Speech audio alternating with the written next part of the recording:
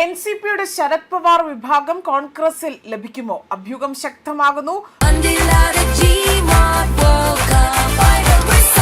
ഗോളടിക്കൂ, football സമ്മാനമായി നേടൂ. LED ടിവികൾക്ക് 70% വരെ ഡിസ്കൗണ്ട്. ആഘോഷിക്കൂ ഈ ഫുട്ബോൾ വേൾഡ് കപ്പ് ഗോപുനന്ദിലെ ജിമാർട്ടിനൊപ്പം. മഹാരാഷ്ട്ര രാഷ്ട്രീയത്തിലെ നിർണായക നീക്കമായി വിലയിരുത്തപ്പെടുന്ന ഈ വിഷയത്തിൽ ഇരു പാർട്ടികളുടെയും കേന്ദ്ര നേതൃത്വങ്ങൾ തമ്മിൽ ചർച്ചകൾ പുരോഗമിക്കുകയാണ് എന്നതാണ് സംസ്ഥാനത്തിന്റെ മുതിർന്ന കോൺഗ്രസ് നേതാവ് വിജയ് വഡേത്തിവാർ ഇവിടെ വെളിപ്പെടുത്തിയിരിക്കുന്നത്. ദേശീയ രാഷ്ട്രീയത്തിൽ വലിയ ചലനത്തിന് വഴിവെക്കുന്ന സൂചനകളാണ് ഇതോടുകൂടി തന്നെ പുറത്തുവരുന്നത്. അതോടുകൂടി തന്നെ തൃണമൂൽ കോൺഗ്രസിലും ശിവസേനയുടെ ഉദ്ധവ് താക്കറെ വിഭാഗത്തിലും ഉണ്ടായ രാഷ്ട്രീയ പിളർപ്പുകൾക്ക് പിന്നാലെയാണ് ശരത് പവാർ വിഭാഗമാകട്ടെ ഭാവി രാഷ്ട്രീയത്തെക്കുറിച്ച് ഗൗരവമായ ആലോചന ആരംഭിച്ചിരിക്കുന്നത്.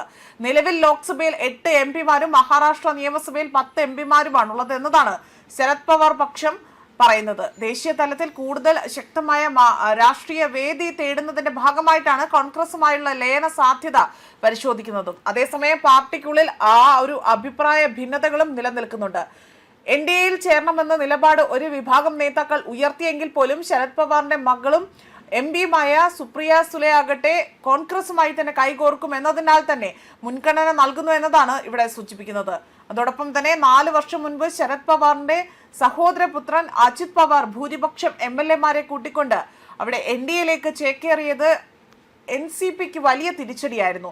ആ സംഭവത്തിന് ശേഷം തന്നെ പാർട്ടിയുടെ രാഷ്ട്രീയ നിലപാട് കൂടുതൽ ദുർബലമായ സാഹചര്യത്തിലാണ് ഇപ്പോൾ കോൺഗ്രസുമായി തന്നെ ലയന സാധ്യത വീണ്ടും സജീവമായ ഒരു ചർച്ചയായി മാറുന്നത്. ഈ ലയനം യാഥാർത്ഥ്യമായാൽ മഹാരാഷ്ട്ര രാഷ്ട്രീയത്തിലും ദേശീയ പ്രതിപക്ഷ രാഷ്ട്രീയത്തിൽ പോലും വലിയ മാറ്റങ്ങൾക്ക് വഴിയൊരുങ്ങും. കോൺഗ്രസ് NCP സഖ്യം കൂടുതൽ ശക്തമാകുമോ, അതോ അവസാന നിമിഷം രാഷ്ട്രീയ സമവാക്യങ്ങൾ മാറുമോ? വരും ദിവസങ്ങളിൽ ചർച്ചകൾ കൂടുതൽ നിർണായകമാവുകയാണ്. കഴിഞ്ഞ ജനുവരിയിൽ അജിത് പവാർ ആകട്ടെ വിമാന അപകടത്തിൽ മരിച്ചതോടുകൂടി തന്നെ ഇരുവിഭാഗവും തമ്മിലുള്ള ഒത്തുതീർപ്പ് സാധ്യത ഇല്ലാതാവുകയാണ് ചെയ്തത്. 85 വയസ്സ് പിന്നിട്ട ശരത് പവാറിന്റെ ആരോഗ്യ നിലയാകട്ടെ അത് പാർട്ടിക്ക് വലിയ വെല്ലുവിളിയാണ് ഉയർത്തുന്നത്. 1999 ശരത് പവാർ കോൺഗ്രസ് വിട്ട് NCP അവിടെ കെട്ടിപ്പടുത്തെങ്കിൽ പോലും വൈകാതെ തന്നെ കോൺഗ്രസിന്റെ സഖ്യകക്ഷിയായി കേന്ദ്രത്തിലും മഹാരാഷ്ട്രയിലും സർക്കാരിന്റെ ഭാഗമാവുകയാണ് ഉണ്ടായത്. അതേസമയം മമതാ ബാനർജിയും ഉദ്ധവ് താക്കറെയും പോലുള്ള പ്രാദേശിക നേതാക്കൾക്ക് ഈ സമീപകാലത്തുണ്ടായ രാഷ്ട്രീയ തിരിച്ചടികൾക്കിടയിലാണ് ഇപ്പോൾ കോൺഗ്രസുമായുള്ള ശരത് പവാറിന്റെ ലയനത്തെക്കുറിച്ചുള്ള ചർച്ചകൾ നടക്കുന്നത്. ലയനത്തോടുകൂടി തന്നെ കോൺഗ്രസ് നേതൃത്വം പച്ചക്കൊടി കാണിച്ചതായാണ് വിവരം. എന്നാൽ പവാറിന്റെ പാർട്ടിയിൽ ഇത് സംബന്ധിച്ച അഭിപ്രായ ഭിന്നതകൾ നിലനിൽക്കുന്നുണ്ട്. ഒരു വിഭാഗം കോൺഗ്രസിൽ ലയിക്കുമെന്നതിനെ അനുകൂലിക്കുമ്പോൾ മറുവിഭാഗം NDAയുടെ ഭാഗമായി തന്നെ നിലനിൽക്കണമെന്നതാണ് ആവശ്യപ്പെടുന്നത്.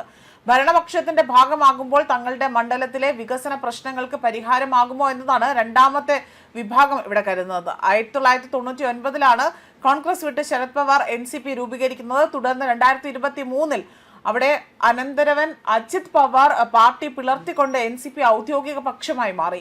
NDAയുടെ ഭാഗമാവുകയും ചെയ്തു. അതുമാത്രമല്ല ഇതിനിടെ തന്നെ ശരത് പവാറും അജിത് പവാറും ലയന ചർച്ചകൾ നടത്തുകയും ചെയ്തിരുന്നു. എന്നാൽ അജിത് പവാറിന്റെ മരണത്തോടു കൂടി തന്നെ ഈ ചർച്ചയ്ക്ക് അവിടെ ഒരു അന്തിമ രൂപം അവിടെ ഉണ്ടാവുകയാണ് ചെയ്തത്. ന്യൂസ് ഡെസ്ക് കർമ്മ ന്യൂസ്.